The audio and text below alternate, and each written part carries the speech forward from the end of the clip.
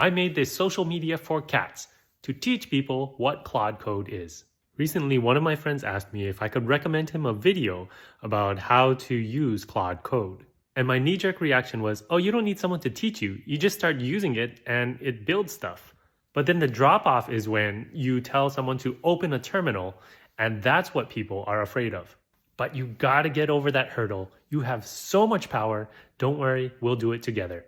To install, you just need one command, and that's a different command if you're on Windows. Here, I make an empty folder, and then right-click, Services, and then Terminal. On Mac, it's called Terminal, and on Windows, it's probably called CMD. You type in Claude, and now you have Claude Code. And what does this mean? So I'm assuming you've used ChatGPT or Claude in the browser. Claude Code is the exact same thing, except now it has access to the terminal, which means it can read and write files directly onto your computer. And now you can make things right away. For example, I ask it, I want an intake patient form for my medical office.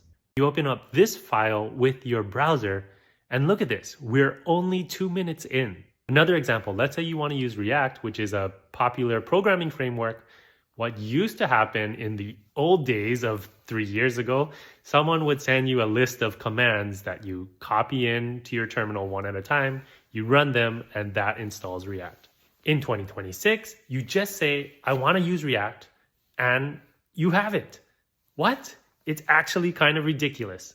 So Claude is doing all these hard things that coders used to do, not just writing the code, but also how do you organize the files, how do you get it onto the web.